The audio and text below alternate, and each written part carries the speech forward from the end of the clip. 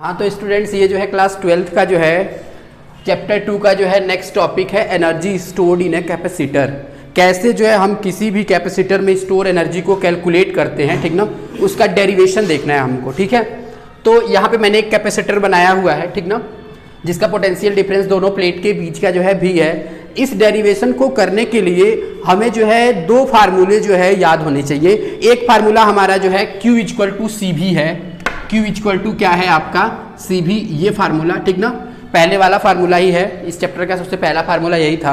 और एक याद कीजिए, जब हम लोग इलेक्ट्रोस्टैटिक पोटेंशियल को डिफाइन किए थे ना, तो V इक्वल टू जो है, V का जो डेफिनेशन दिए थे वो ऐसे दिए थे, V इक्वल टू क्या, W बाई क्यू, ठीक ना। यानी कि W इक्वल टू अगर हम लिखना चाहें तो क्या लिख सकते हैं, V इंटू क्यू लिख सकते हैं। अच्छा ये बताइए, अगर बहुत ही स्मॉलर चार्ज को हम लेके जा रहे हैं, बहुत छोटे चार्ज को लेके जा रहे हैं, तो जो हमारा वर्क डन होता है ना W, इसको हम dW के टर्म्स में जो है लिखते हैं। यानी कि अगर हमको dW लिखना होगा ना, तो क्या लिख सकते हैं, ये लिख सकते हैं, ठीक ना, dW equal to V into dQ, जबकि पोटेंशियल V को यानी क्या रखा गया है यहाँ पे, कांस्टेंट रखा गया है। ठीक है, तो हमने मान लिया कि इसमें जो है हमने dQ चार्ज जो है लेके गए, ठीक ना, इस वाले में dQ चार्ज को लेके जाना है, क्योंकि जो है पहले स्मॉलर चार्ज को लेके ही जाते हैं, फिर इसको इंटीग्रेट करके जो है हमें जितना चार्ज लेके जाना है हम उसकी वैल्यू को फाइंड कर लेंगे। ठीक है, तो पहले ये बताइए कि अगर यहाँ का अगर हमको जो है पोटेंशियल लिखना हो, क्या लिखना हो, पोटेंशियल लिखना हो एट एनी इंस्टेंट,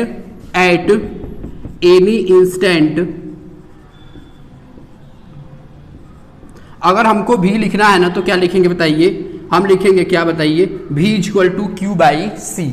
अब देखिए V इक्वल टू यहाँ पे क्या लिखा गया है, क्यू बाई सी। अगर हमको यहाँ पे जो है वर्क डन लिखना हो तो क्या लिखेंगे, यही वाला फार्मूला देखिए यहाँ पे लिखा गया है, वर्क डन का फार्मूला W इक्वल टू क्या लिखा गया है बताइए, V इंटू क्यू। ठीक है, तो अगर स्मॉलर वर्क डन यहाँ पे कंसिडर करें तो क्या लिखेंगे हम लोग, यहाँ पे लिखेंगे dW, तो dW इक्वल टू हो जाएगा V इंटू क्या, dQ। ठीक है, अब देखिए अगर मान लीजिए इसको हम फर्स्ट इक्वेशन मान लें, ठीक ना, इस V equal to Q by C वाले को क्या मान ले, फर्स्ट इक्वेशन। तो अब क्या करना है, देखिए यहाँ पे, अब हम यहाँ पे अगर इंटीग्रेशन करना चाहें तो इधर का वेरिएबल हमारा dQ दिख रहा है, इधर हमको dW दिख रहा है, तो हम क्या करेंगे, V को जो है चेंज करेंगे in the form of the Q। तो देखिए पहले वाले इक्वेशन में V इक्वल टू क्या दिख रहा है, क्यू बाई सी, तो यहाँ पे V की जगह हम पुट कर देंगे क्या, क्यू बाई सी, और ये क्या हो गया dQ, और ये क्या हो गया आपका dW। अब देखिए इस टर्म्स को हमें क्या करना है, इंटीग्रेट करना है। इंटीग्रेट करने के लिए सबसे ज्यादा इंपॉर्टेंट जो होता है वो होता है उसका लिमिट। ठीक है, तो इसमें जो है हमने क्या कर दिया, इंटीग्रेशन का साइन लगा दिया, इसमें भी इंटीग्रेशन का साइन लगा दिया।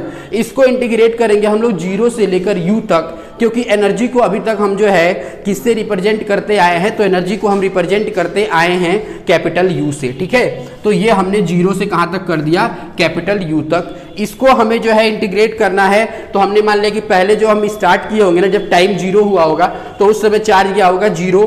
तो यहाँ पे जो है जब ये 0 था, ठीक ना, तो हमारा जब वर्क डन जब 0 है, यानी हम चार्ज भी 0 ले गए हैं। अब यहाँ पे हमको मान लीजिए कैपिटल Q तक चार्ज लेके जाना है। अब देखिए यहाँ पे क्या करेंगे हम लोग कि C जो होता है कैपेसिटेंस, इसको हम बाहर कर लेंगे, क्योंकि यहाँ पे ये कांस्टेंट होगा। अच्छा ये बताइए dW इंटीग्रेट होके क्या हो जाएगा, तो ये हो जाएगा आपका W। लिमिट कहाँ से कहाँ तक पुट कर दिया जाए, तो 0 से लेकर कैपिटल U तक। अच्छा अब देखिए, अब इसका इंटीग्रेशन बताइए क्या होगा, C तो बाहर आ गया, 1 बाई सी बाहर आ गया है, इंटीग्रेशन आप क्या बताइए, Q इंटू dQ, 0 से लेकर कहाँ तक, कैपिटल Q तक। आप लोग जानते हैं इंटीग्रेशन होता है, इंटीग्रेशन आप x to power n dx, इसकी वैल्यू होती है x to power n plus 1 divided by n plus 1। ठीक है, तो यहाँ पे देखिए x की जगह हमको क्या दिख रहा है, q, और q का पावर कुछ भी नहीं है, तो यहाँ पे है 1। यानी कि अगर इस वाले फार्मूले से अगर हम इसको इंटीग्रेट करें तो ये क्या आ जाएगा, 1 बाई सी, और ये आ जाएगा क्यू स्क्वायर बाई 2। ठीक ना, अरे q का power 1 plus 1 divided by 1 plus, यानी ये आ जाएगा आपका क्या, क्यू स्क्वायर बाई 2।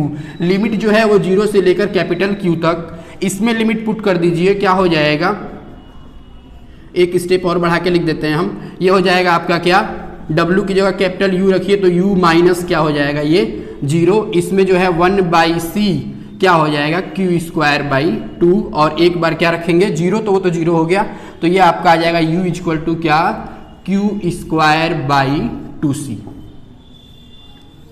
तो ये आ गया आपका energy stored in a capacitor. अब इसको हम चाहे तो दूसरे फॉर्म में भी लिख सकते हैं। कैसे लिखेंगे? हम लोग जानते हैं कि जो Q की वैल्यू होती है वो CV के बराबर होती है। Q की वैल्यू किसके बराबर होती है? CV के बराबर होती है। तो इसको लिख सकते हैं हम लोग, बताइए क्या? तो हम यहाँ बगल में लिख दे रहे हैं, ठीक ना।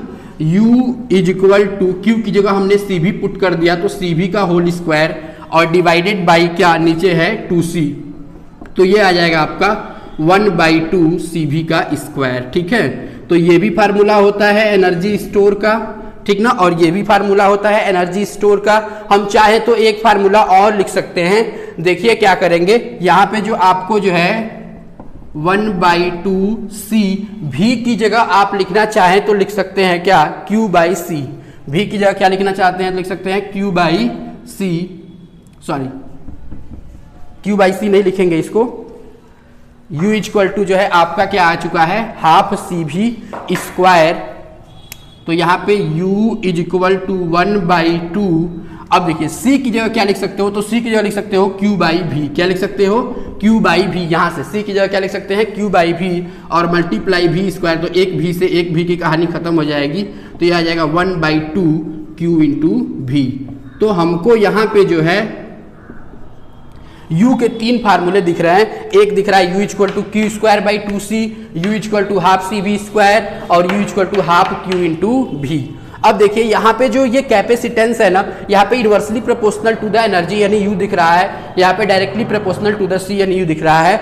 आप जो है कंफ्यूज नहीं होंगे। अब देखेंगे कि क्या, कि जब हमारा जो है पोटेंशियल कांस्टेंट होगा तो हम ये वाला फार्मूला लगाएंगे, और जब हमारा चार्ज कांस्टेंट होगा तो हम ये वाला फार्मूला लगाएंगे, ठीक है।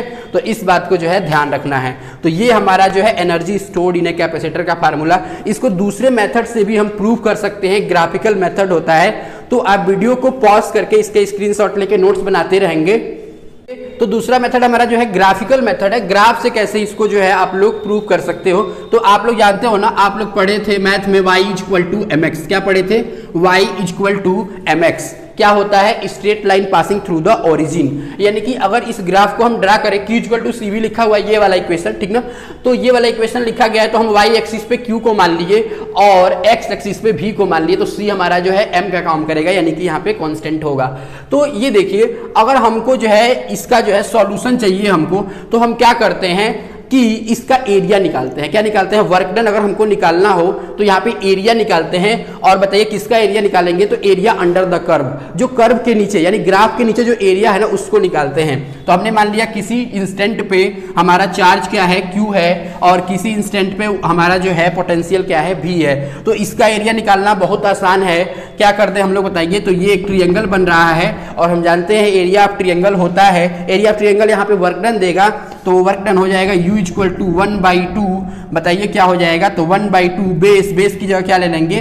V, और हाइट की जगह क्या ले लेंगे? Q, यानी 1/2 इंटू VQ। देखिए तो ये वाला फार्मूला निकल के आ चुका है, 1/2 इंटू VQ। अब आप चाहें तो Q की जगह क्या रख सकते हैं? CV रख सकते हैं। Q की जगह आप CV रखेंगे। क्या रखेंगे? Q की जगह CV। तो 1/2 और क्या हो जाएगा? V, और Q की जगह हमने रख दिया CV, तो इट्स बिकम 1/2 CV स्क्वायर। तो देखिए ये वाला फार्मूला निकल के आ गया, ठीक ना। और एक फार्मूला हमको और चाहिए, तो आप चाहे तो C की जगह Q/V रखेंगे, तो ये वाला फार्मूला निकल के आ जाएगा, हाँ ये वाला Q²/2C वाला, ठीक है। तो यहाँ से आप इस फार्मूले को जो है ग्राफिकल मेथड से भी प्रूव कर सकते हैं। बट जब भी आपको पूछेगा आपके एग्जाम्स में, तो आप कैलकुलस मेथड द्वारा ही इसको प्रूव करोगे। ग्राफिकल मेथड से प्रूव करने पर जो है आपके नंबर जो है कट सकते हैं। तो इसीलिए आप हमेशा जो है इसको कैलकुलस मेथड जो आपका इनिशियली बताया गया है, केवल उसी से इसको प्रूव करोगे, ठीक है। बाकी के लेक्चर को हम जो है आगे कंटिन्यू करेंगे। अगले लेक्चर में हमको पढ़ना है कि हमारे कैपेसिटर का जो है कॉम्बिनेशन कैसा होता है, ठीक है। पैसिव एलिमेंट हमारे जो भी हैं उनका कॉम्बिनेशन क्या होगा। जैसे हम लोग जैसे रजिस्टर पढ़े थे, ठीक ना। रजिस्टर को जो है हमने क्या किया था कि सीरीज कॉम्बिनेशन उसका लिया था, R इक्विवेलेंट निकाले थे, R1 + R2 + R3 in class 10th वाले क्लास में। अब जो है यहाँ पे हमको कैपेसिटर का जो है क्या करना है? कॉम्बिनेशन करना है। कैपेसिटर के कॉम्बिनेशन में हम लोग देखेंगे सीरीज कॉम्बिनेशन, और फिर देखेंगे उसके बाद से पैरेलल कॉम्बिनेशन, और फिर दोनों का मिक्सअप होता है। उस प्रॉब्लम को कैसे सॉल्व करते हैं ये बात करेंगे, ठीक है।